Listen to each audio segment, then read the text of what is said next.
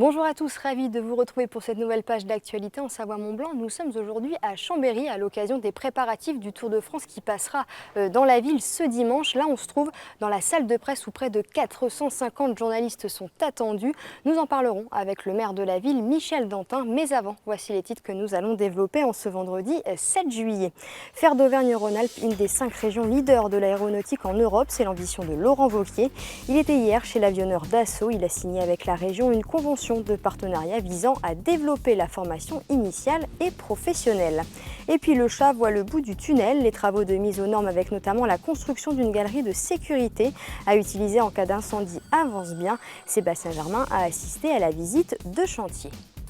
Je vous le disais en titre, Laurent Wauquiez, le président de la région Auvergne-Rhône-Alpes, était en visite chez Dassault Aviation hier. Le conseil régional et l'entreprise ont signé une convention pour renforcer la filière aéronautique, notamment les formations dans ce domaine.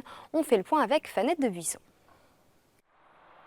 Depuis plus de 50 ans, se fabriquent ici toutes les commandes de vol des Rafale, Falcon et autres drones. Un savoir-faire précieusement défendu. 440 personnes travaillent sur le site d'Argonay à l'abri des regards. Mais ce jeudi, les portes se sont ouvertes pour Laurent Wauquiez. Il faut dire que le président de la région entend apporter 20 millions d'euros à la filière de l'aéronautique sur les 2 prochaines années. On a vraiment la chance d'avoir un vaisseau amiral. Il n'y a sans doute pas de pièce plus technologique que ce qui est fabriqué ici. Notre objectif, il est très simple.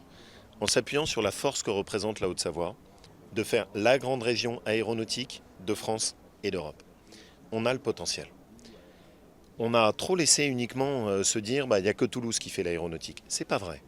On a 30 000 emplois qui sont dans notre région. On signe donc un partenariat très concret. Dassault va être amené à embaucher. Nous, on facilite la formation. Et puis derrière, l'ambition, c'est de structurer cette filière aéronautique. Et il faut qu'on apprenne à chasser en meute.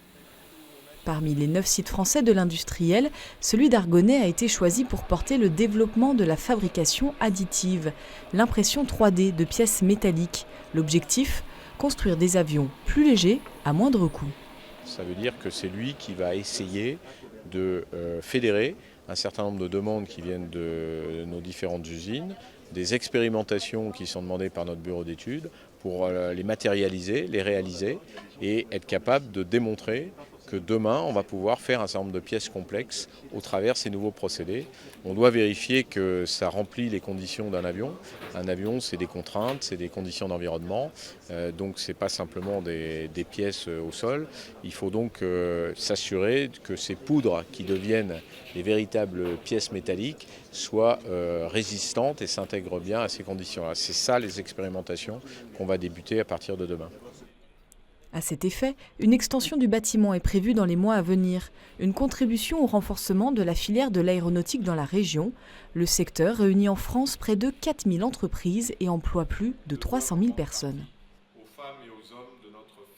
Je suis donc avec Michel Dantin, le maire de Chambéry. Bonjour, merci d'être avec nous. On va parler forcément de cette arrivée du Tour de France. C'est une fierté, j'imagine, pour vous. Oui, bien sûr que c'est une fierté pour Chambéry, pour les Chambériens et les Chambériennes. C'est une première, c'est la première fois que la ville accueille une arrivée.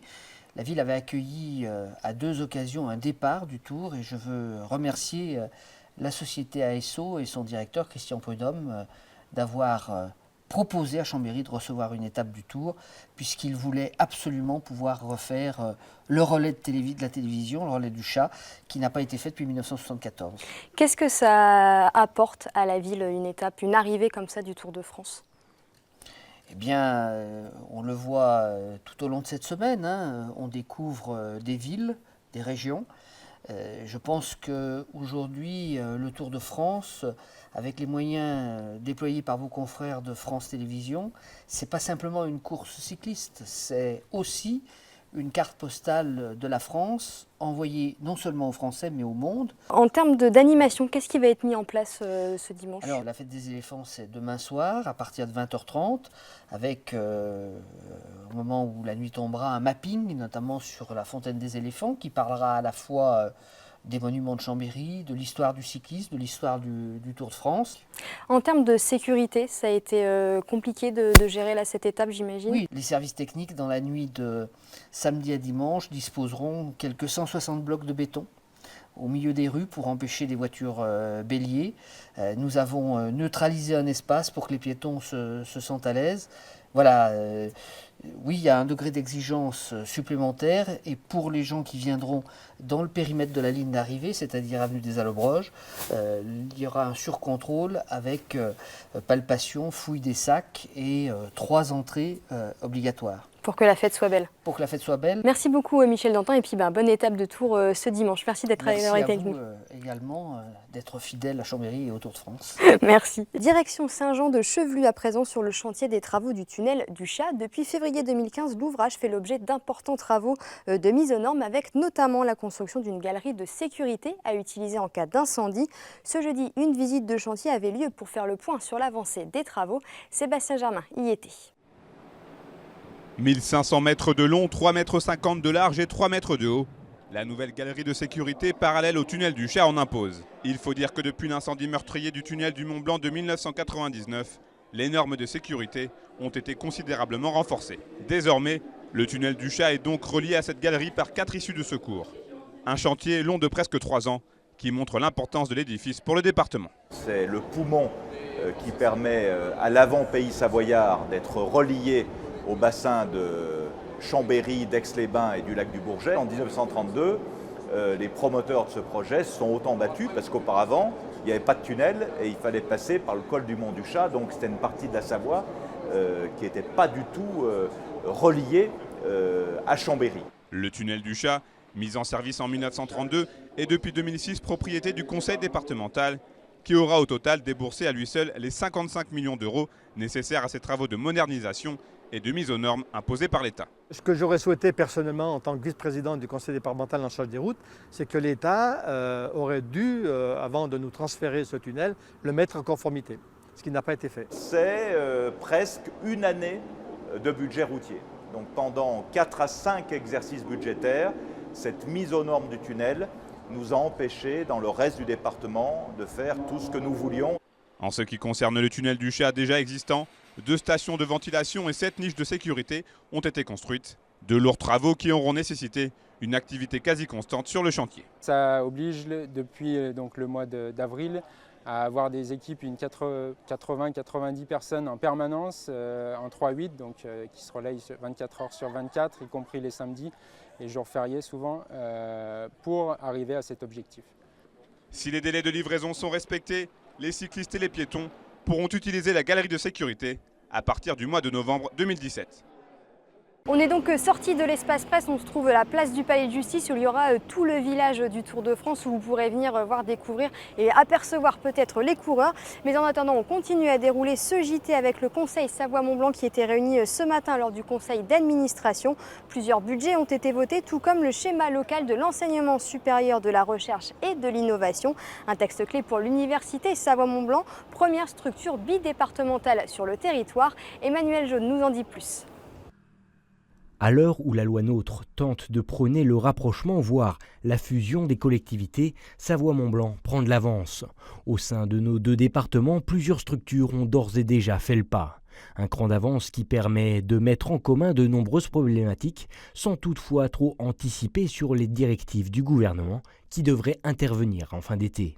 Il faut du temps, la manœuvre est une manœuvre compliquée en la matière de statut des collectivités. Le nouveau gouvernement n'a pas complètement dévoilé tous ces projets en matière de rapprochement des départements. A priori, il y a un sujet qui va s'inviter au discours politique. Voilà, donc c'est dans le courant de l'automne où nous aurons l'occasion de nous exprimer sur ce sujet. Véritable précurseur, l'Université Savoie-Mont-Blanc, dont les sites installés en Savoie comme en Haute-Savoie cristallisent ce rapprochement. 2 millions d'euros y seront donc consacrés cette année pour toujours continuer de développer l'attractivité de ce pôle d'excellence qui rayonne aujourd'hui bien au-delà de nos frontières. Les 2 départements ont commencé à se rapprocher il y a plus d'une trentaine d'années sur le sujet de l'université, de l'enseignement supérieur et de la formation, parce que notre pays de Savoie-Mont-Blanc est une terre d'excellence et il est important à la fois que les étudiants de Savoie-Mont-Blanc puissent étudier et que nos universités, nos centres de formation soient attractifs pour que d'autres étudiants venus d'ailleurs viennent chez nous en Savoie-Mont-Blanc. Donc pour nous, c'est un sujet majeur. Avec ses quelques 15 000 étudiants, l'université représente donc bien plus qu'un simple outil de formation. Il s'agit là d'une réelle vitrine de nos départements qui ont d'ailleurs bien compris la nécessité de se regrouper pour peser, à l'instar des volontés gouvernementales. On se trouve donc là où les coureurs franchiront la ligne d'arrivée. Juste dernièrement, il en reste un petit peu. Ils seront là dimanche pour cette 9e étape qui arrivera ici à Chambéry. Mais avant de se quitter, un dernier mot, les vacances scolaires débutent ce soir pour tous les écoliers. Les routes seront donc très chargées, notamment en vallée du Rhône. Soyez donc très prudents si vous prenez la route du Soleil. C'est la fin de cette édition. Merci à tous de l'avoir suivi. N'oubliez pas notre site internet 8montblanc.fr. Lundi, vous aurez le plaisir de retrouver Fanette de Buisson. On reparlera bien évidemment du Tour de France. Passez un très bon week-end et à bientôt.